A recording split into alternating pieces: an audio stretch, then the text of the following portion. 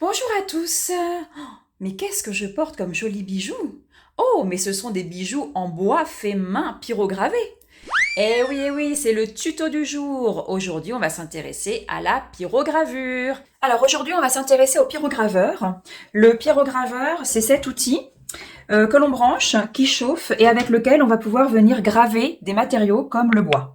Alors moi j'ai deux modèles, celui-là que j'ai déjà utilisé et j'ai également celui-ci que je n'ai même pas encore utilisé et qui me paraît mieux. Donc je vais le tester. Alors voilà comment ça se présente. On a donc le pyrograveur ici que l'on branche. On a un petit pied, donc là hop, ça se déplie pour pouvoir venir le poser.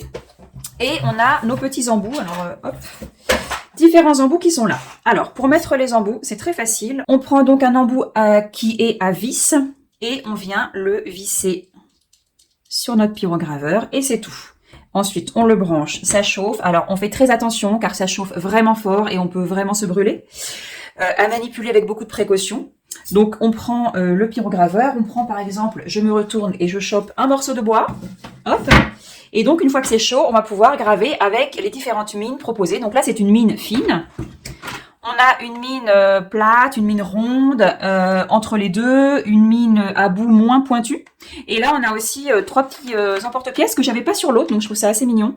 Pour clac, on chauffe et on a directement trois petites formes proposées. Alors, moi, l'inconvénient que je trouve vraiment à mes deux pyrograveurs là, c'est qu'on ne peut pas changer l'embout en cours de gravage. Évidemment, sinon on se brûle. On ne peut pas toucher cette partie-là et pour changer, il faut forcément toucher avec les mains. Je ne sais pas du tout s'il existe des modèles où on peut changer les mines en cours de chauffe.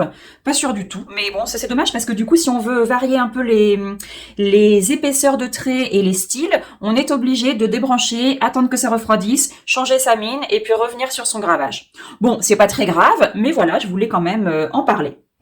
Donc maintenant que la présentation du pyrograveur est faite, on va passer au gravage. Pour réaliser cette parure de bijoux, il vous faudra un pyrograveur, des bâtonnets de bois, un cutter, des perles en bois, des morceaux de corde à macramé et de quoi monter le tout en bijoux, et aussi un petit peu de colle. J'ai commencé par tracer les dimensions qui m'intéressaient sur les bâtonnets de bois pour faire les boucles d'oreilles, puis je les ai coupés au cutter.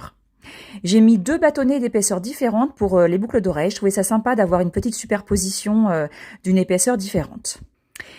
J'ai fait chauffer mon pyrograveur et pour commencer, j'utilise l'embout carré, mais j'utilise que la moitié pour faire des petits motifs triangles sur le long des boucles d'oreilles sur les côtés. C'est très facile à faire et très agréable.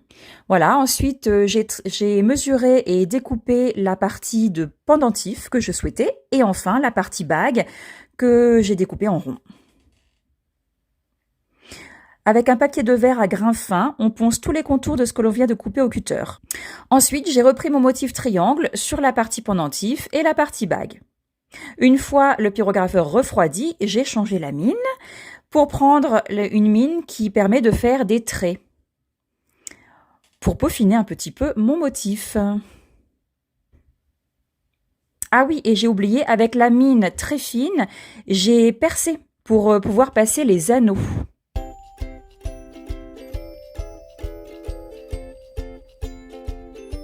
Voilà, et à la fin, j'ai tout monté en bijoux grâce à mes deux pinces, à des petits anneaux et des crochets de boucles d'oreilles. Donc là, c'est juste un travail de minutie et d'assemblage. La petite astuce pour passer le macramé dans les trous ainsi que dans la perle, c'est d'avoir un petit fil que l'on accroche en boucle au bout dans le chat d'une aiguille. C'est beaucoup plus facile à passer.